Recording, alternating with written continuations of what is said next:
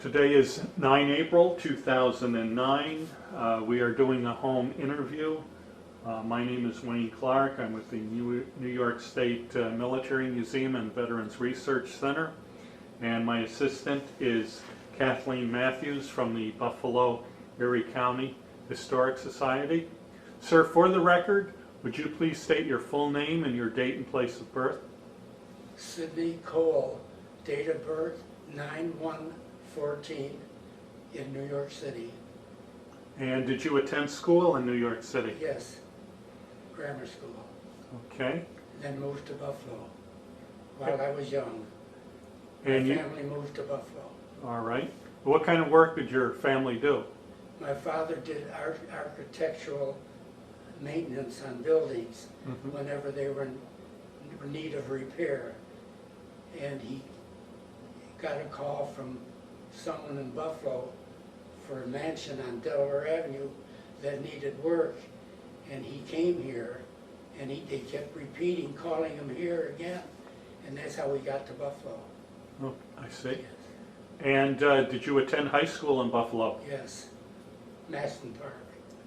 And what year did you graduate? The year, it was in the late 30s, in the year 30s, 32, 34, and that 1932, 34. Then I went to Buffalo State. Yes. And you graduated Yeah, from from Buffalo there. State? And do you remember where you were when you heard about the attack on Pearl Harbor, December 7th, I was in- 1941? Yes, that was 1941, I believe. Yes. Yes, 41. I was not, yeah, I was trying to get into the military at that time. I registered for the draft and immediately became 1A. Mm-hmm. And I was not about to be drafted. I was going to enlist. And that's when I started my program of trying to get into the Air Force. Then it was known as the Air Corps. Mm-hmm. And I did that. I tried to enlist because I knew about the war back in the 30s, when they were bombing over in Berlin and everything else in the late 30s. All right. And that's where I started, when they bombed Pearl Harbor. And where did you go for your basic training? I didn't get into basic training at all. I got into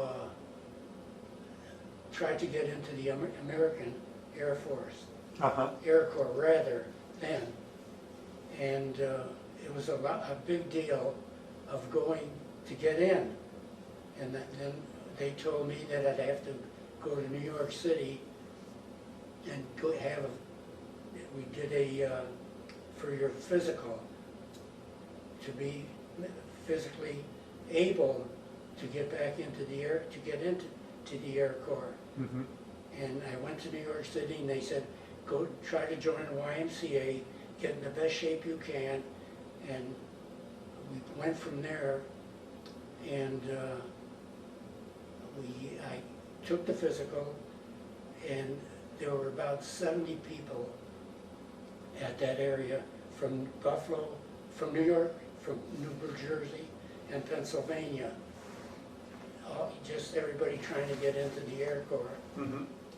And I did pass the physical, and then they sent me to the University of Syracuse a couple of months later to take what they called a mental, not your mental capacity, just your knowledge and everything else. Mm-hmm. And there again, people, about 70 or 80 from different parts of the country, New York, New Jersey, and everything. And we all failed the test. Couldn't comprehend it one bit, the mental exam. Mm-hmm. And I didn't give up. And that ended my career trying to get into the U.S. So I took a ride I got in, I went to Hamilton, Canada. Mm-hmm. They didn't know anything about getting me in. They sent me to Toronto. And I took the physical and the mental exam in one day and passed everything. And I think it was a month later, they called me, I went there, got sworn in, and started with their, and graduated in their flight school training This is in Canada. in Canada. Okay. And then when the actual war broke out with Pearl Harbor, Mm-hmm. I, as an American volunteer, signed a contract with the Canadian Air Force that I could leave at my will. And they gave me an extremely hard time because we had gone through this training, which was very expensive, and I went through with a group that came from England Mm-hmm. because they were bombing around London, and then they were sending groups here to be trained. Mm-hmm. Now, what kind of aircraft did you train on and learn to fly in? These were fighter pilot training. Uh-huh. And we finished up with Spitfires, graduated Spitfire Oh, okay. pilot training. And I finally got through with the paperwork and everything else. And in the meantime, in the interim, when I was up there, I was called to the office one day, and I had 2 FBI men track me to Canada. Mm-hmm. And they thought I went to Canada to avoid the military, which didn't happen. Mm-hmm. And they left with joy in their hearts because I was in the military, and that helped me get back into the Americans and get through with my contract with the Canadians. Okay. So you came back to the States, Came back to the States. and whereabouts did they send you? They didn't send me, I reported back into my draft board. Uh-huh. Then I got a call from the draft board one day and said they were looking for 30 power ship pilots to take a glider pilot training. And of course I was eligible. Mm-hmm. And I immediately accepted because in between being released from the Canadians and that, I had nothing to do, stay home. Mm-hmm. Couldn't work, I knew I'd be called, and that's it. And they sent me down to Miami Beach till they gathered the 30, and then we started our glider pilot training. Now, were you commissioned as an officer at that point? Well, then I was a flight officer, yes, Okay. but that didn't have any bearing on my status here. Okay. So I went in as a flying cadet. That's all. I had power ship training, of Uh-huh. course. And I went through glider pilot training, which I knew would be a disaster. It was so silent, it was deafening to me. Uh-huh. And in the glider, I was reaching for the throttle. I just couldn't take it much anymore. But I got through with that. Then I became a flight instructor and didn't like that. Mm-hmm. And there was an opening one day when I was officer of the day, and every so often the camp I was in had to have an officer of the day. This was from midnight to 8 in the morning. Uh-huh. And a telex came through that the field artillery needed observation people. And I went there, yeah. Okay. And I was graduated as a second lieutenant from the glider pilot unit.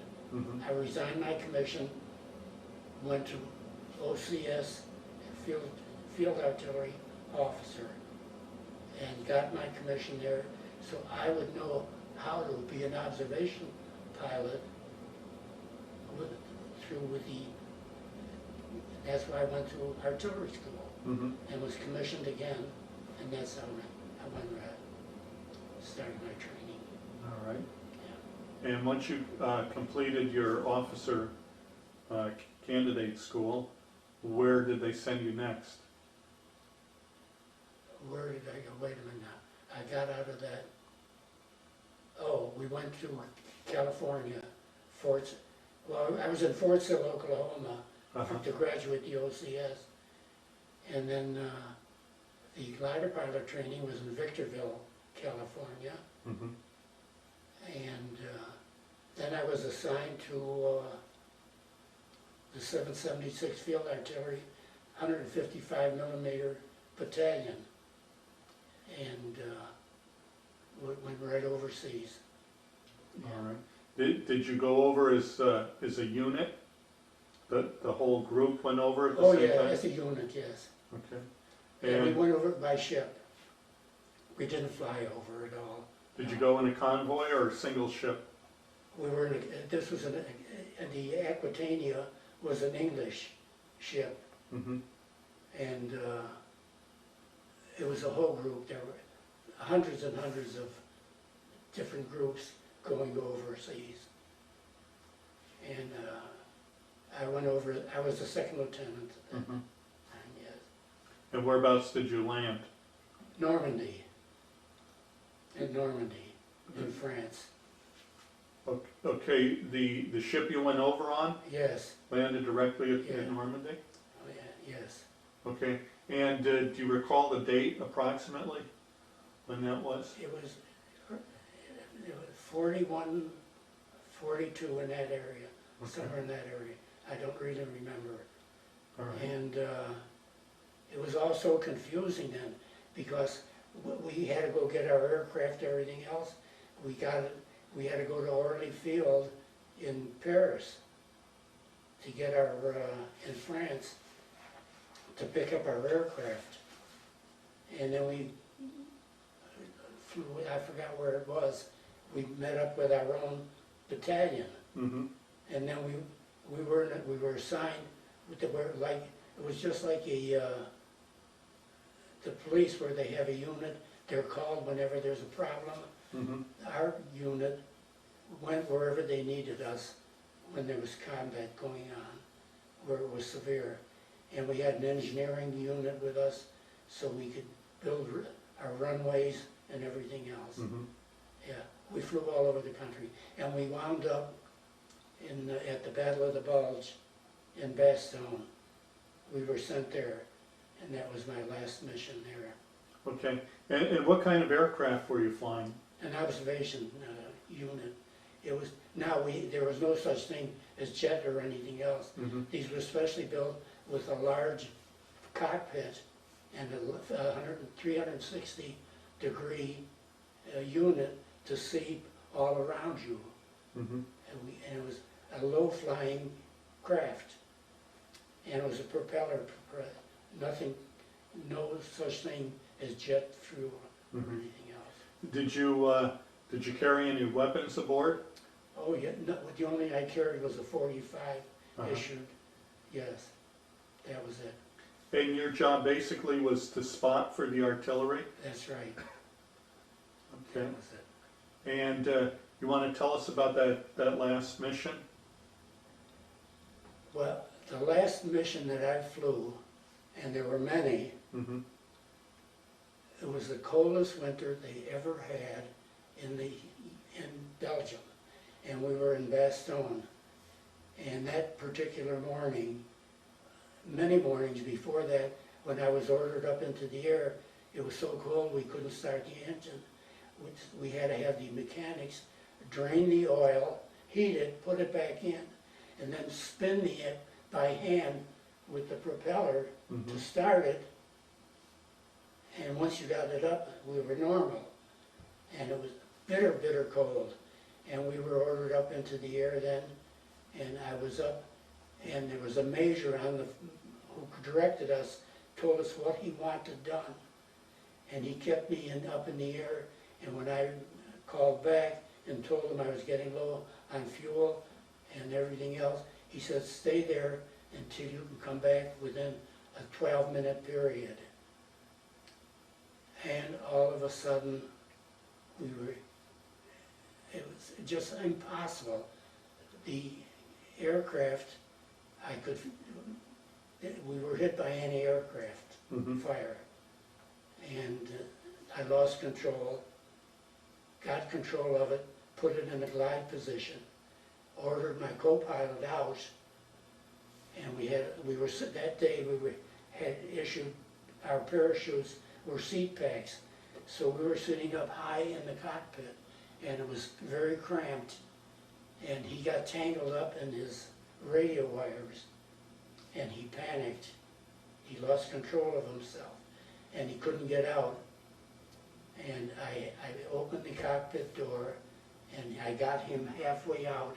He was behind me. Mhm. I had to reach back, and I didn't want to lose control of the aircraft because I had no power, and I put it in a glide motion to keep us airborne. Now, do you remember approximately what altitude you were flying at that point? Somewhere around 1,800 feet. Okay.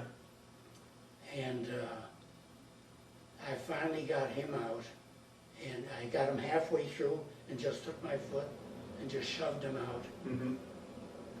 The last I saw of him, his parachute open, that was it. And the delay that I had with out, and the time I bailed out, I landed on the enemy side, he landed on the American side. And coming down, I could see not the anti-aircraft, but people firing at me, and I could see the bullets popping into my parachute. And the parachutes were not like the modern ones today. The modern ones are canopies now. Mm-hmm. This was a silk with shreds and shrouds where you can maneuver yourself down. And I landed on the German side, and I was shot there also. I was hit when the anti-aircraft was hit, fired inside the cockpit, and then I was shot coming down with bullets. Whereabouts were you hit? My left arm and left leg, both. Now, you mentioned shrapnel first. Shrapnel, yes. And then you were shot. I was shot in shrapnel in my left arm is still there. There's 26 very small pieces of shrapnel in there. And my leg, the calf of my leg, from my ankle to my knee, was split wide open with some kind of explosive. When they shot at us, I see the holes popping up in the aircraft. And I landed there, and of course, I was bleeding. I was in a state of almost shock. And when I was losing altitude in the meantime, and I was alone, and I knew I had to get out of the aircraft immediately after I got him out. And I lay there, I have no idea, 3 days, 2 days, 1 day, I had no idea. And finally, a retreating tank was past me laying at the edge of a forest. But in the interim of that, I would gain consciousness every so often. And it was bitter cold. It was about 12, 15, 20 below zero on a snowbank at the edge of a forest. And there were big roads going out through here. And the first thing I remembered, the first time I ever gained consciousness, to get rid of my dog tags, which had H on it for Hebrew. And I did, and I just flung them as far as I possibly could. And I don't know how long I laid there. I know it was a couple days, 2 or 3 days. Unbelievable. And I wrapped myself completely in the parachute. And that's all the cover I had. And I kept passing out. And this tank came by. It was all completely run by German officers. And they stopped the tank, threw me on top of the tank, and we got, maybe 30 miles, 20 miles, I have no idea. And they unloaded me there and turned me over to a group of Hitler youth. These are young kids from 13 to the age of 18, born and raised in the Nazi area, in the brown uniforms with the banners around their shirts. And they were vicious and mean and unbelievable. And of course, they did feed me a little bit, got me back, and when they threw me in a cellar, and there were rotted potatoes there, and it was horrible, and every so often they take me out and keep me alive. I had no medical treatment either at the time. And wearing the same clothes, blood-soaked, everything else. And then they started with the second day, they started beating me, kicking me, and they started yelling, "You bombed our beautiful Berlin, you ruined our buildings," and they just had a hatred for pilots that I couldn't fathom. And finally, they turned me over. Someone came and got me, some German officers. It was the SSS. And I went to another town, and that's where I got some treatment from a German setup for like a first aid tent. And he took all the Germans first. I was the last one this doctor treated me, and I did get a tetanus shot. And then I started gaining a little bit, and then they put me in a train, and there was a British medical officer on it, and he started treating me, and he was picking out some of the shrapnel that was in my leg, and bandaging it and so forth, and the arm also. And then I got the transfer to a Stalag, and it was Stalag 4F, as others, and that's... Any idea of what part of Germany that was? I think it was on the German-Polish border, somewhere in there, and I never went back, never even knew about it. And I was one of 3 officers there, and How was your treatment there at that camp? And then it's unbelievable. Now every morning they'd have roll call, and a group of, they call out 8, 9, 10 names, and normally there were quite a few Jewish prisoners there, and they were marched, never came back. And one day I asked the guard what happened to these soldiers that were picked out to go on a work duty, and he said, he said they are out doing work, and they never came back, and that was it. And the food was horrible, everything, all the conditions, everything else. 2 meals a day, one in the morning, which consisted of unbelievably poor coffee and some bread, nothing good. Soup at night that was made with potatoes and grass, actual grass. And I kept losing weight. It was a terrible, terrible experience. Beatings there too, wanting to know. And being an officer, I got a little better treatment than the other prisoners of war there. Did you receive any Red Cross packages at all?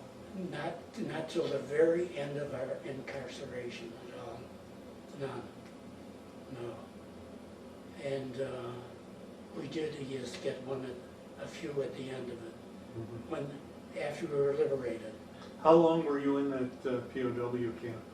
I was shot down January 2nd, 1945, and liberated somewhere. I got out of there, it was in May, April or May, when the Russians came in. And the Russians came in the, around like 4:30, 5 o'clock in the morning, but the guards had left. They left the camp, all the guards and everything else. Okay, And so the Russians came in, and how were you treated by the Russians? I give them, if on a scale of 1 to 10, I would give them a 10. The major in charge of this unit, it was a medical unit also, we graduated at the University of Minnesota, and he could speak English. And we got along very well, and he took a liking to me, and we became very close. And then they were getting very low on medical, such as bandages and all kind of first aid and everything else, and they couldn't order it. So he and I used to go out and break into pharmacies around the little towns there and try to get what we could, whatever we could gather. And then one day we had a unit with us, and we were driving along, and we came across Auschwitz, which was 60 or 80 miles away. I have no idea how far, what the terrain was. I was not myself really completely up there yet, physically and mentally. And when I went, we saw Auschwitz there. They had left the camp too. They were liberated, and there were no guards. And when we got to Auschwitz, people were standing around and dazed, looking around, didn't know what to do, because every morning they were ordered to do something. You shower today, you do this, you do that, whatever. And they were standing around and nothing. And we had a group with us, we went in their kitchen and saw what was available, and there were thousands there. I have no idea. And one young lady, an older woman, I had her in my hand spoon feeding her. And she died right in my arms while I was there. But there's so many things in between, I just can't bring them all up. And then I saw everything they had there.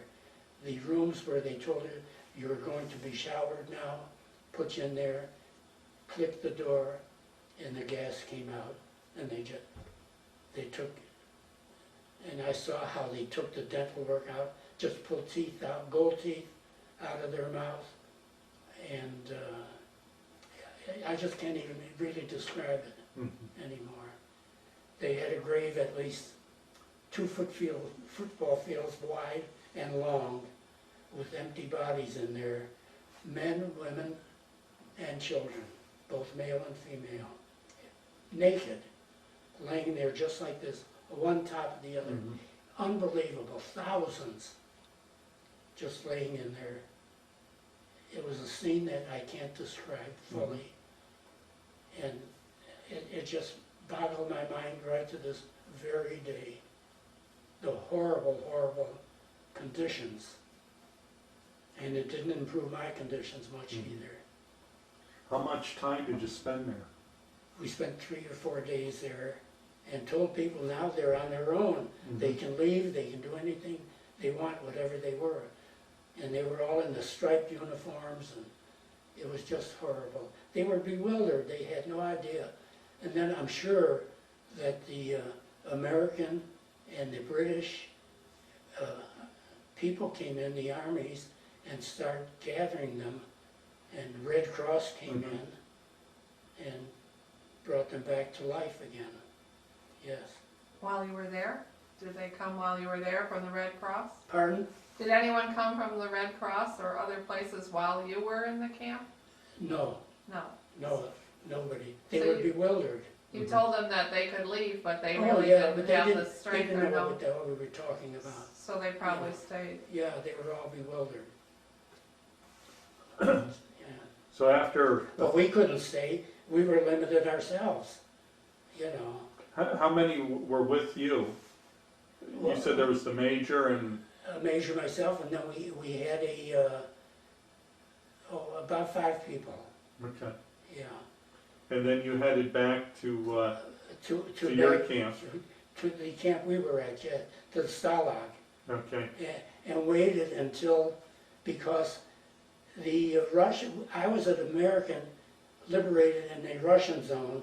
We had Russians liberated in an American zone. And both the Americans and the Russians wanted a ceremony where we could meet, and they would turn over the Americans, to the Russians, and blah, blah, blah. And we had a big ceremony for everything else, yes. So all of, But in the meantime, the Russians really took care of me like you couldn't. They assigned one woman doctor to me, and she treated me A young lady out of medical school treated me unbelievably well, Mhm. yes. Right. And all of the other POWs in your camp, you were supplied with Russian food, Oh yeah, they took care of us, Mhm. yes, yes. and you were told basically to stay there till the Americans Not to came. stay there, I did. I was doing very well there, Uh-huh. yeah. It was quite an experience with me to be with the Russians. And then we met with the Americans, and we had the ceremony and everything else. Now, how long did that take before the ceremony took place? Probably a month and a half, 2 months. Oh, that long. Yes, and it was done very well. Mm-hmm. And, you know, we weren't prisoners anymore. We were free to come and go as we pleased. Mm-hmm. And, of course, I had nowhere to go. Yeah. I wouldn't know where to go. Now, was there any retaliation against any of the German people that lived around the prison camp or anything that you can recall? That I don't know. I Okay. don't know. I didn't get to see much of them either, Okay. at all. So all the Oh, guards? no, that was isolated, the prison camp. The Okay. stalag I was in was isolated. It was miles away from a camp. It was isolated by itself. Okay. Yes. All And right. very well guarded, incidentally, and manned by guards that were taken out of mental institutions, jails, Mhm. everything else. They weren't really high-class people. They were mentally deficient, everything else. Okay. Now, did you learn about the death of President Roosevelt while you Yes, were in I camp? did. That was the only news I had of the entire incarceration that I had. That was the only news I received, that President Roosevelt had died. Yes, Mm-hmm. yes, that was the only thing. And that was it. That must have been pretty devastating news, wasn't it? Oh, yes, absolutely, yes. And then, of course, when we turned over to the Americans, in the meantime, I had a change of clothes, of course, but it was mostly rags and discarded from the guards, whatever. Mm-hmm.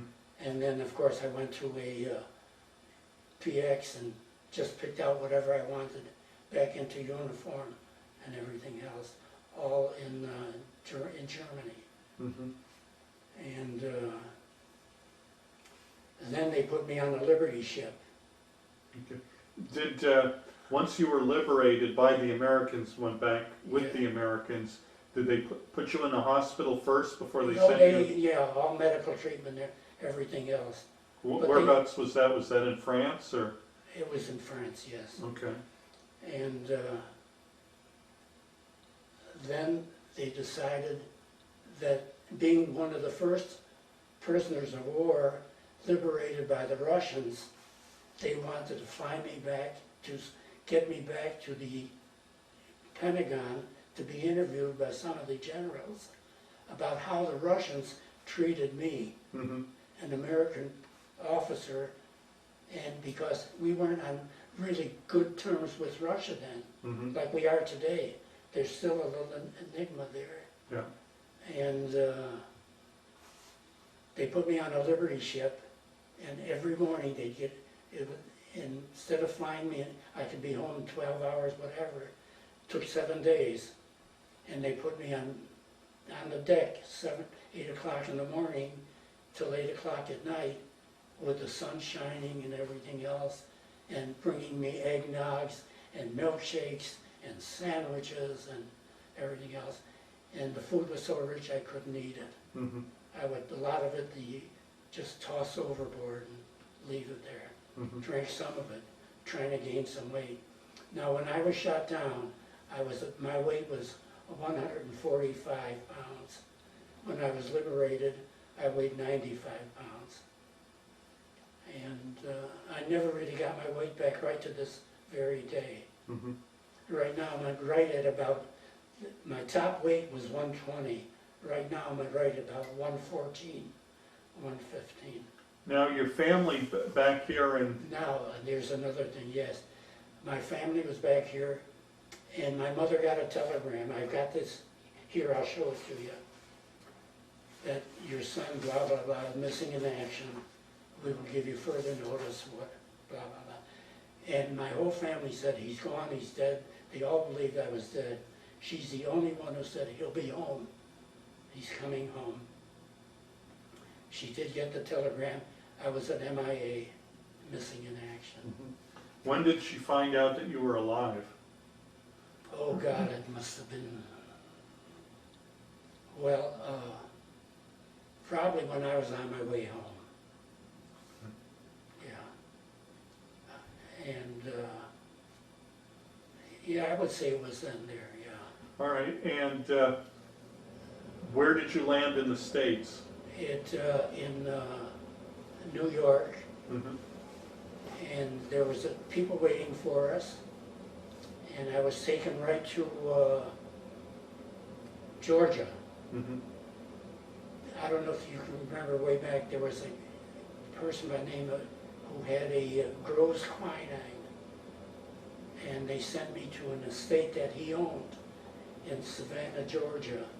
And you didn't go home first? No, Okay. they had to, I had to go to be rebuilt. I was still in bad shape, not in the greatest shape of all. And they treated me there and brought me up, and they hospitalized and everything else. How long were you down there for? I'd say about 10 days, 2 weeks. And then I went for my interview and then released home. Yeah. Were you discharged at that point? And then when I went back and they wanted me to hold a POW meetings with soldiers that were going overseas. And they kept me there for a while. How I was treated, how to be treated, how to treat the guards, how to talk to them, how to act if you're a POW. And you said you had to testify at the Pentagon? Pardon? Did you testify at the Pentagon about your treatment? It wasn't testify, it was just a meeting of how I was treated, yes. That was very brief. All right. And it was done. And it was exceptionally accepted, yeah. I praise them. It was, as far as I'm concerned, it was the best treatment I've had with them. It was just unbelievable, yes. All right. And when were you discharged? The end of 1946. And I immediately got a telegram and a letter and a phone call that I will be serving for the next 20 years in the Army, in the Air Corps Reserves. Yeah, from the military, from my flying status into the reserves, Oh, I see. Army Reserves. Now, did you continue on in the reserves? Yeah, but I was never called. I see. I did what I wanted to keep flying whenever I did, yes. And then that was it. Okay. And what? Never called for duty or anything. I see. But I kept up my flying status in the reserves. What did you fly while you were? Whatever they had available. And then, of course, when things were starting to taper down and the war was over and everything calmed down, that was eliminated from the program. And if you wanted to go, you had to pay a fee to keep up your status. And that was very, very expensive. Okay. And that was it. Now, once the war ended, did you make use of the GI Bill once you were out of the service?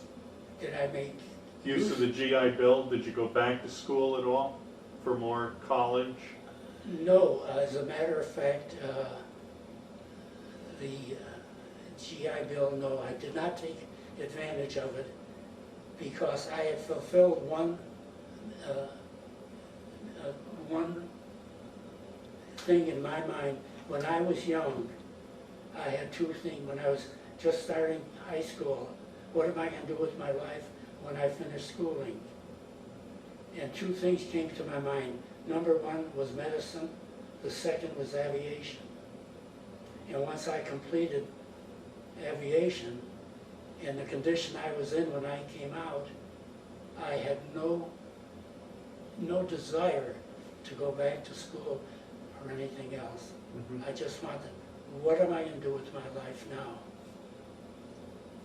And of course, when I got home, got released, the first thing I did after I was out of uniform and everything else, I joined the downtown YMCA Mhm.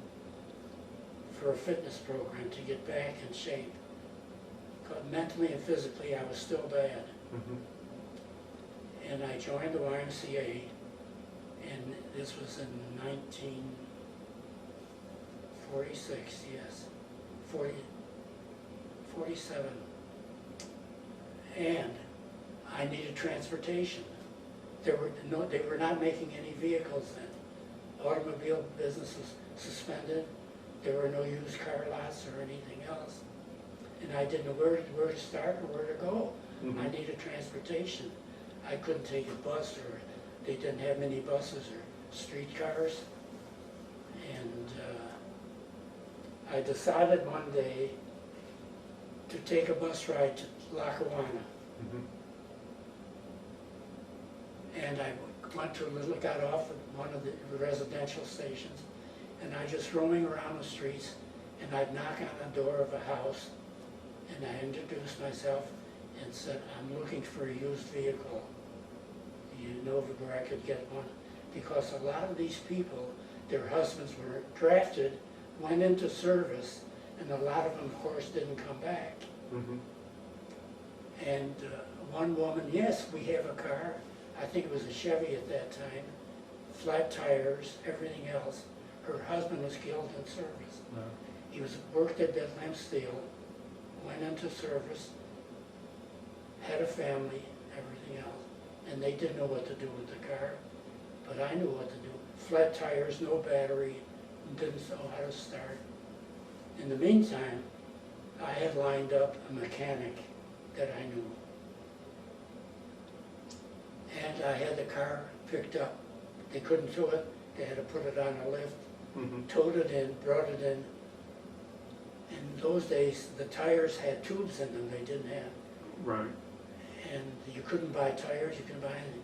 But there was a store on Broadway in Buffalo, Angered Auto Parts. They had tubes.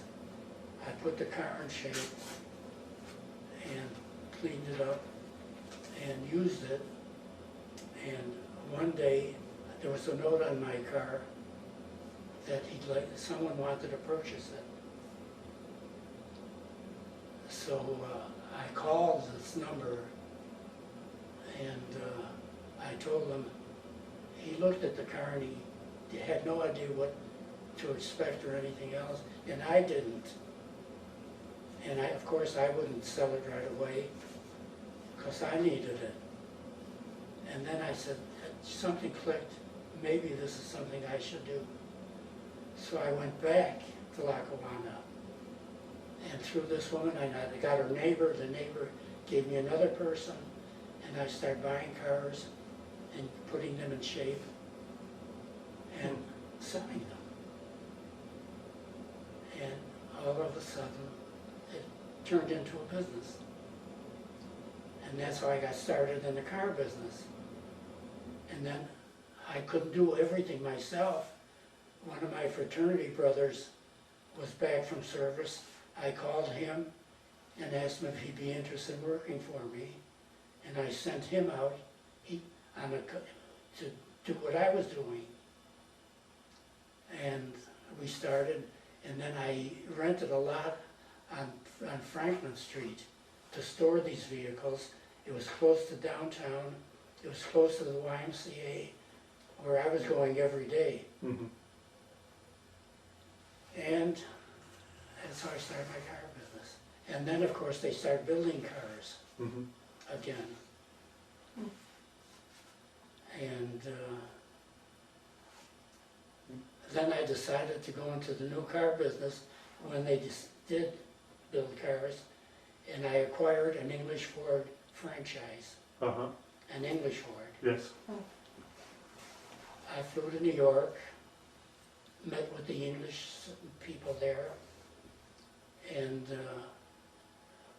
asked them about becoming a dealer for their English Ford and said, yes, we are contemplating opening up franchises in America. Now, the English Ford was owned by Ford Motor Company, but it was all American style parts and not English parts, metric and so forth. So I made a deal with them, and they asked me, what's your bank, how you finance, how are you gonna pay for all this? And I said, well, we got the price and everything else, but I'm gonna just scan this. And I said, how many can you put on a vehicle, on a truck to transport it? He says, we have one unit that has 9, we can put 9 units on it. Now, the English Ford was built the size of a Volkswagen, small, or like my Mini Cooper out there. And I said, well, I'll give you a check for the first batch, first carload. He says, no, we gotta have a bank to do business with us. And how I got this money, I hadn't been paid for about 3 years in the service. And when I was released, I had a little money. And of course, I put it in the Marine Trust Bank then. That was the #1 bank. And I talked to them, and they said, sure, they opened my account. And that's how I started in the car business. Okay. Let me just go back Go ahead. to your service time. When you got out, what about the veterans hospitals? Did you have to go Yes, for treatment? I did go there, not for a while, no. Mm-hmm. Not for many years till later. Like I needed dental work. They broke a few teeth in my mouth. I never had them repaired. Mm-hmm. I had a terrible problem. And I did that with my private dentist. And how I started with the VA, and this is perhaps 2 or 3 years or 4 years after I was home. And I was starting to get back on my feet.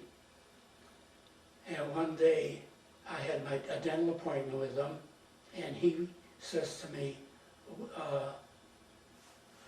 he says, I'm one of the most expensive dentists in this area. Why are you coming to me? Why don't you go to the VA? They have very, very excellent dentists there. Mm-hmm. He knew about my previous experiences with the military. And he says some of his colleagues are working at the VA hospital. And he says, I'll call him and I'll have him call you. And one dentist did call me, and I said, well, will you make an appointment for me? He said, sure. And that's how I got started at the VA. Mm-hmm. And I went there, and yes, they took care of me. And then, of course, I had this metal in my arm, and then they started there with them. And physical therapy, everything else. I did start with the VA. And I'm still with them now. I go there periodically. Mm-hmm. Now that fellow that bailed out of the airplane. I have no idea what happened. Later on, my entire squadron, every single one, including my major, my colonel, everybody else, I passed away. Oh, No contact whatsoever with them at all. okay. They were all passed away. All right. Yeah. Did you join any veterans organizations? No, I did not. Okay. Did not. And then, I'll show you one. Excuse me a minute. Oops. Okay. I did go to a couple meetings there, Mm-hmm. but it actually depressed me a little bit. I could get nothing out of it. Okay. Nothing. And I did go through PTS, post-traumatic, and that didn't help me at all. Mm-hmm. Just 1 or 2 meetings, and I canceled out there. Mm-hmm. I did it all on my own. Because of what you went through, being wounded, being in captivity, have you received any sort of veterans compensation? Any Yes, sort I of did. pension? Yes, I do. I have it. I do not pay, I do not pay any fees at the, whatever I want done at the VA, I can have done. Mhm. Yes. All right. Did you have any questions? Yeah, I wonder, when you came back and you had a meeting at the Pentagon, and you said that they released you to come home, but they asked you to go back and talk to other soldiers Yes. about being a prisoner of war. Did you do that for a long while, or how often? You must have been traumatized and you were just back, and then they asked you to speak to others about it over and over again. Oh, yeah, well, I find that strange, but for your sake, they didn't know anything about POWs then, right? see? Mhm. Especially with the Russians. No, I went back and told them what my experiences were. Yes. And did you meet with different groups over a few weeks, or did you just go back one time and talk No, to soldiers? Just a few, not too many, Uh-huh. because they knew it wouldn't really work with me. No, no. Because you were definitely in a time of healing, and Oh, it doesn't yeah. sound like I it was had the my thing own to do. problems. Yeah, Right. but they were more interested in knowing how the Russians acted toward me. Right. How, if they were violent or anything else, or if they tried to get information out of me, how the Americans, and that, no. Mhm. No, the Russians were excellent. Probably because the unit that liberated you was a medical unit, not like an infantry or intelligence unit. The what now? Because you were liberated by a medical unit, that's probably why you were probably treated better than, because I've heard other stories of people being liberated by like infantry units. They were treated a lot differently. The Russians, they were treated Russian? Yeah, Is that right? I never Yeah. heard of that. yeah. I was treated very well, very well, Hmm. yes. All right, well, thank you very much for your Thank you. interview. No, glad to do it.